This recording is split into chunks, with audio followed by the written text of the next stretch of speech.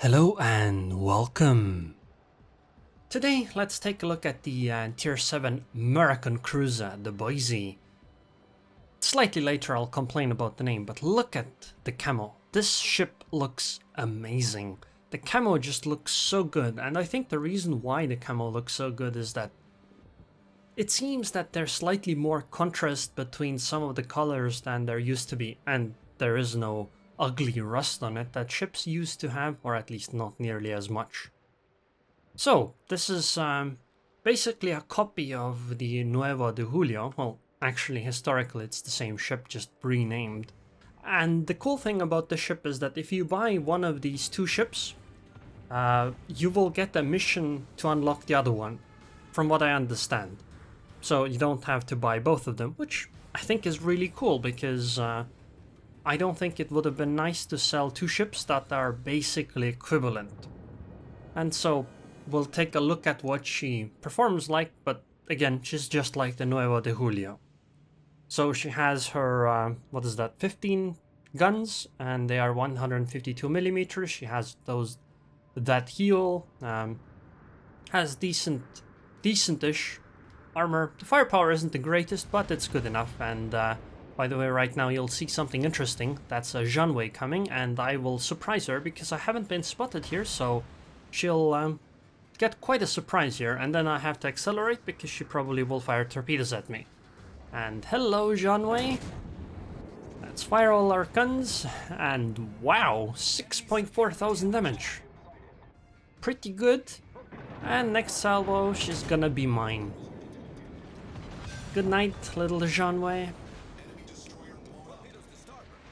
The patience paid off. Now, it might not seem like a lot of patience was necessary, but look at the timer. It's 14:52, which means the game has been going on for 5 minutes. So, you saw the reversing that seemed really quick. That actually took 5 minutes.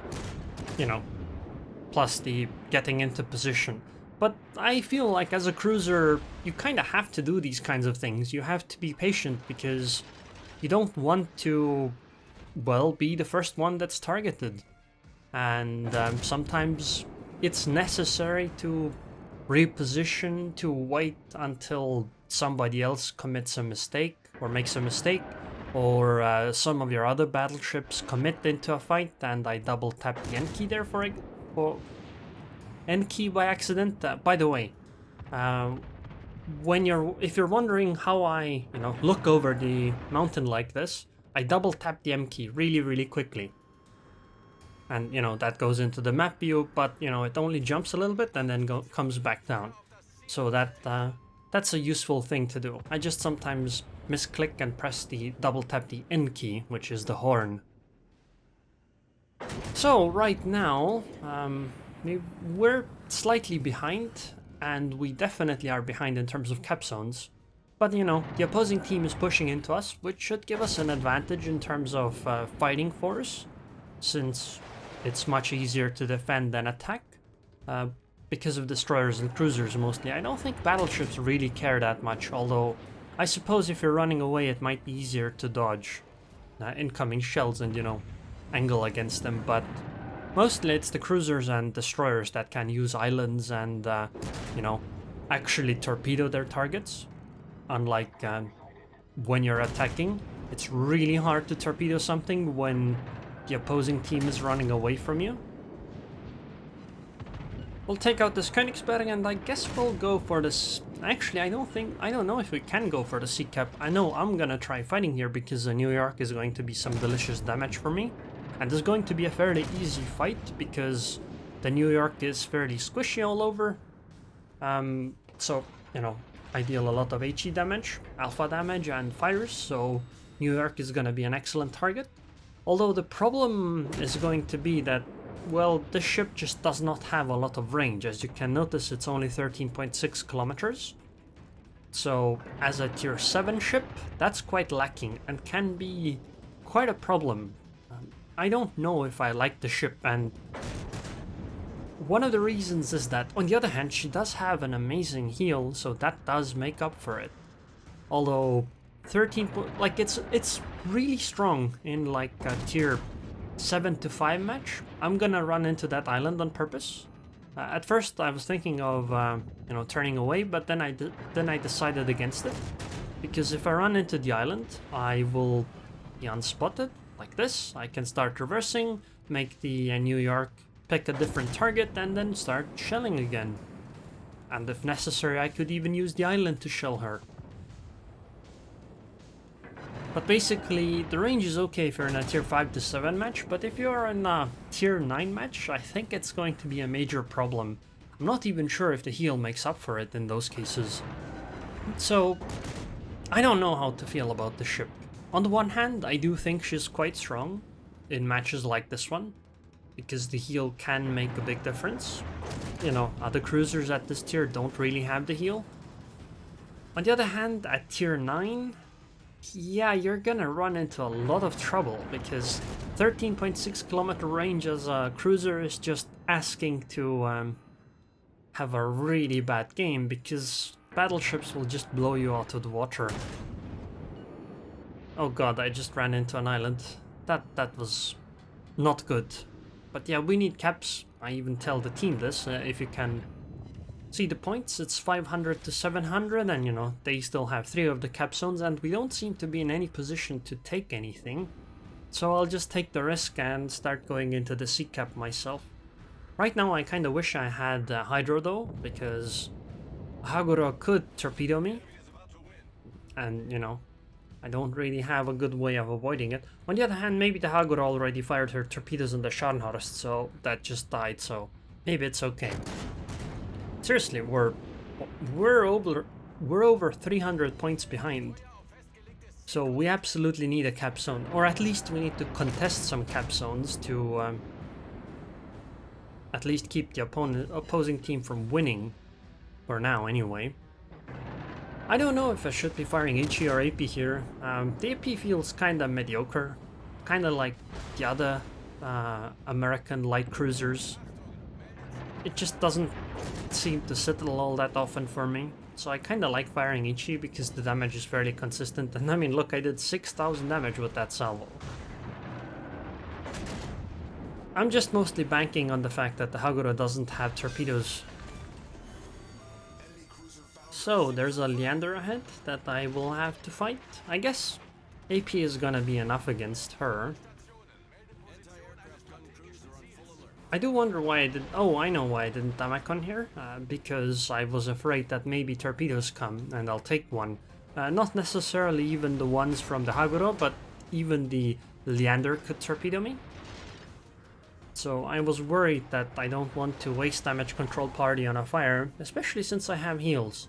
Now the worry is that the New Orleans coming in from the side could end my game basically, because I am kind of showing broadside to her. Okay, there's the Leander torpedoes and we have managed to avoid them. That's very good. The worry is the New Orleans right now, so I'm gonna try to angle a little bit against her. Oh, come on! Where are the citadels? Game, please. I don't want to use any of the rare turrets, so I'm only using 2 turrets because I don't want to risk being citadeled.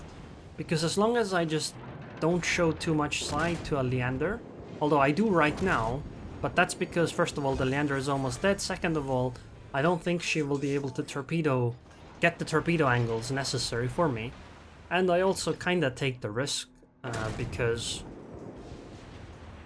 I kinda need to, because if I try to avoid the torpedoes potentially fired by the Leander, I would be giving broadside to the New Orleans, which would definitely get me killed, compared to the torpedoes that may or may not have been fired, and well, it turns out that they were not fired. I'm gonna try to cut off the New Orleans while the Gneisenau goes from behind, but you know, it seems that I don't need to worry about that one. So we're gonna fight that full HP Omaha. I have 16k HP, she has 23k.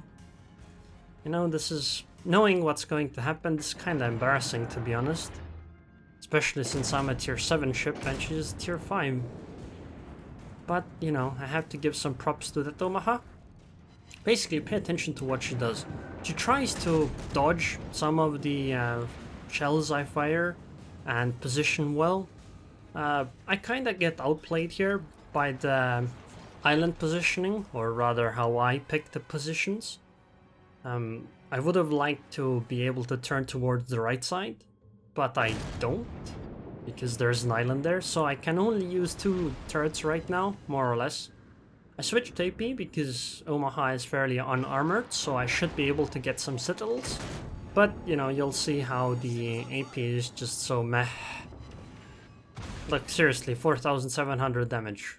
I should have fired HE. I would have probably done more damage with HE. So I'm switching just back to HE here. Firing AP was just a mistake. And honestly, I'm not sure if I should have damaged on those 2 fires. I think the heal might have been enough to fight against them. Because right now I just got set on fire again, and I think this fire will kill me. Because I'm gonna take some more alpha damage, and I won't survive the fire. But you know, hopefully I'll be able to take care of the Omaha. The Omaha is gonna run aground, so I need to pull back, like that. She ran aground. If I had aimed fully on her, then those shells would not have hit her. And, you know, it's a good thing too, because I died. So that at least took the Omaha out. And I think we're gonna win, since we have 3 of the 4 cap zones. There's still 3 minutes left, and, you know, they only have a Duke of York.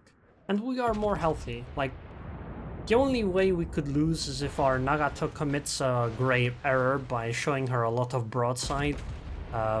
So as long as she doesn't do that, pretty sure we're gonna win. And I'm gonna speed through some of the fight, as you saw here, until the deciding moment, because I think the way the game ends is kinda unbelievable. Watch those torpedoes. Like, I was criticizing this in my mind, like, why would you fire the torpedoes like that? This is so stupid. And honestly, it is stupid. Don't try this. Like, try to go for a more surefire bet.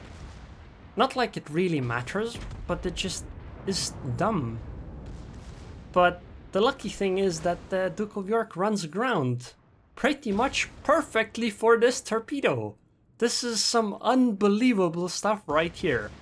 I cannot believe that these torpedoes actually hit the ship and finish the game. This is just blows my mind that it went this way. But you know, it is what it is. By the way, I kinda wish the event didn't give points based on tiers, or at least that you weren't as harmed or disadvantaged by being tier 7 compared to like tier 9. And I'm obviously gonna compliment the 2 BBs, and look, I got 2133 base XP, so nobody can complain that I didn't do my part, despite the fact that I died to that Omaha in a 1 vs 1. Besides, the Omaha was number 1 on their team too, so, you know, clearly they are at least a somewhat good player, and honestly I think they were a really good player. But yeah, the ship is pretty fun. I don't know how good or bad she is. It's really difficult for me to decide, because cruisers of this tier seem kinda on the one hand for me, because you get this really large matchmaking gap, you know, from 7 till 9. In tier 5 or 5 to 9, 5 to 7 is fine, but 7 to 9 gets really bad. So I don't really have much of a recommendation. I just think that if you like a ship like the Nueva de Julio, well, this is an exact copy, so you should like this one too. Oh yeah, I wanted to complain about the name. Why is it Boise? Shouldn't it be boys? I mean, look at the word poise, right? It's poised to strike, not poised to strike. And it should also be boys, not Boise. I don't know. American is just such a weird language. Anyways, hope you guys enjoyed this video. I would like to thank the patrons and patron. Thank you very much for your continued support, Dangalon, and I hope I'll see you guys next time.